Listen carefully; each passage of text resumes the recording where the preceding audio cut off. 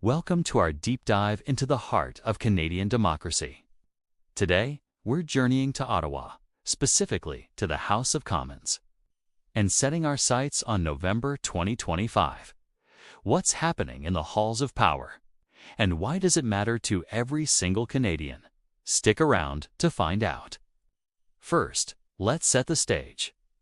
By November 2025, Canada will be gearing up for a federal election, which must happen on or before October 20th, 2025.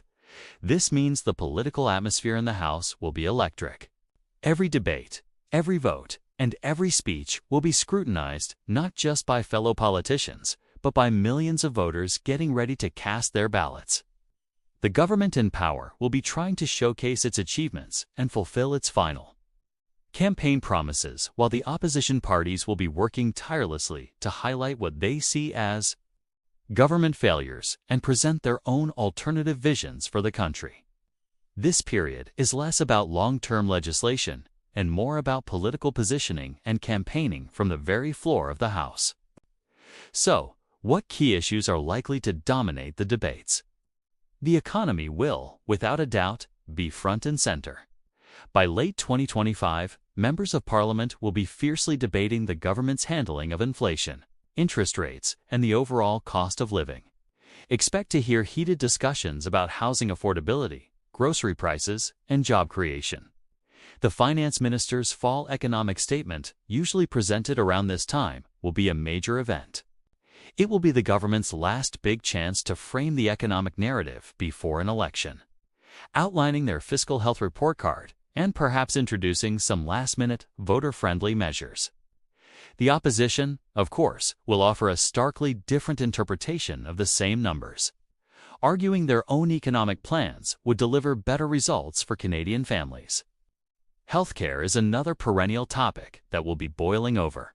The provinces and territories are always in negotiation with the federal government for health transfers. By November 2025, we'll see the results of ongoing discussions about funding, and the debate will shift to accountability. Opposition parties will be asking tough questions. Are wait times for surgeries getting shorter? Is there better access to family doctors?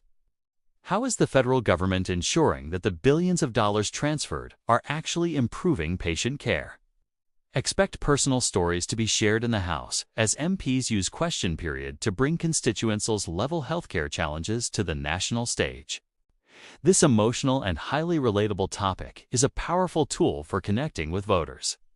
Let's not forget the environment.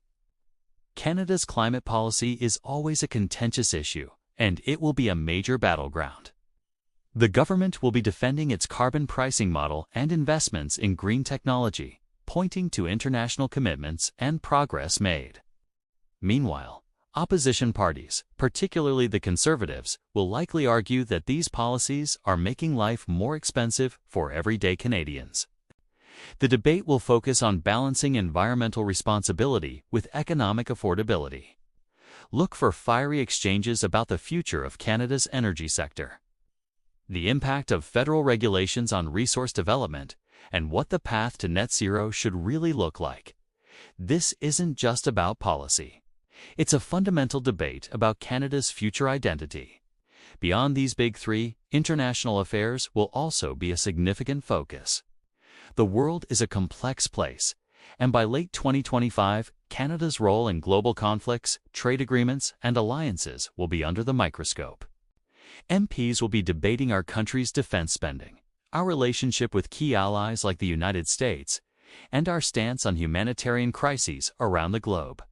The government's foreign policy decisions will be framed as either strong and principled or weak and ineffective, depending on who is speaking. These debates in the House of Commons shape how Canada is perceived on the world stage, and they will be used to draw clear lines between the parties on foreign policy vision. So, who are the key players to watch? Of course, the Prime Minister and the leader of the official opposition will be the main event. Their daily clashes during question period set the tone for the entire political discourse. But don't overlook the other party leaders.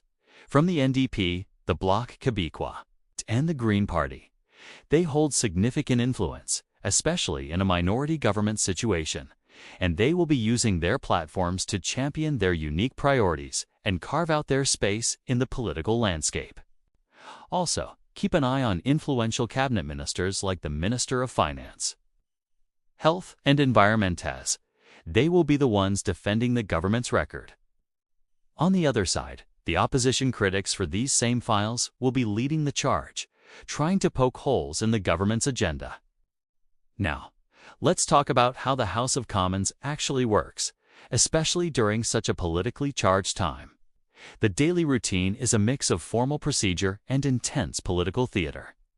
It starts with member statements, where MPs can speak for 1 minute on any topic, often highlighting issues from their home ridings. This is followed by the main event, question period. For 45 minutes, opposition MPs grill the Prime Minister and cabinet ministers on the government's actions and policies. This is the most watched part of the parliamentary day, known for its rapid-fire questions and often rehearsed answers. It's pure political combat. After question period, the House moves on to debating government bills, opposition motions, and committee reports. This is where the detailed legislative work happens, though even this can become highly partisan as an election nears. What makes November 2025 particularly interesting is the end of mandate feeling. With a fixed election date, everyone in that chamber knows the clock is ticking. This can lead to two things. First, a rush to pass key pieces of legislation that the government wants to run on. They'll use their control of the parliamentary calendar to prioritize these bills. Second, it can also lead to increased cooperation on certain issues where there's broad consensus, as parties may want to show voters they can work together. However, more often than not, the pre-election period is marked by heightened rhetoric and a breakdown in decorum. Every action is calculated for its political impact. The role of parliamentary committees is also crucial. These are smaller groups of MPs from all parties who study bills in detail, hear from expert witnesses, and investigate important issues. By late 2025, committees will be finalizing their reports on various topics. And these reports can become political ammunition. A committee report criticizing a government program, for example, will be heavily promoted by the opposition. Conversely, a report that supports a government initiative will be touted by the governing party.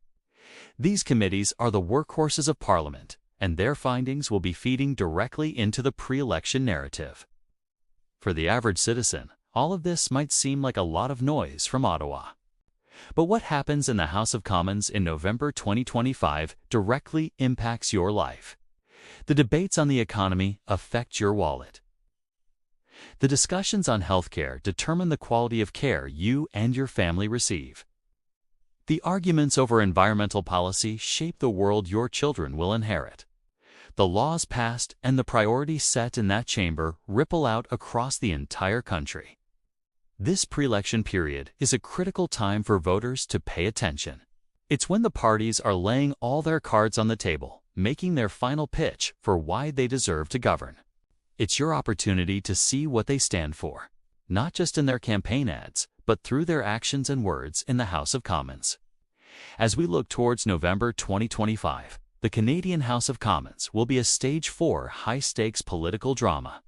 The combination of economic pressures, social concerns, and the looming federal election will create a dynamic and contentious environment. It will be a time of intense scrutiny, where the government's record is put to the test and the opposition's alternatives are laid bare. It's the final chapter before Canadians get to write the next one. So, keep watching, stay informed, and get ready to participate in the democratic process. Thank you so much for joining us on this look into Canada's political future. If you found this informative, please give this video a thumbs up and consider subscribing to our channel for more deep dives into Canadian politics and current events. Don't forget to hit the notification bell so you never miss an update. We'd love to hear your thoughts in the comments below. What issues do you think will be most important in the lead up to the next election? Thanks for watching, and we'll see you in the next video.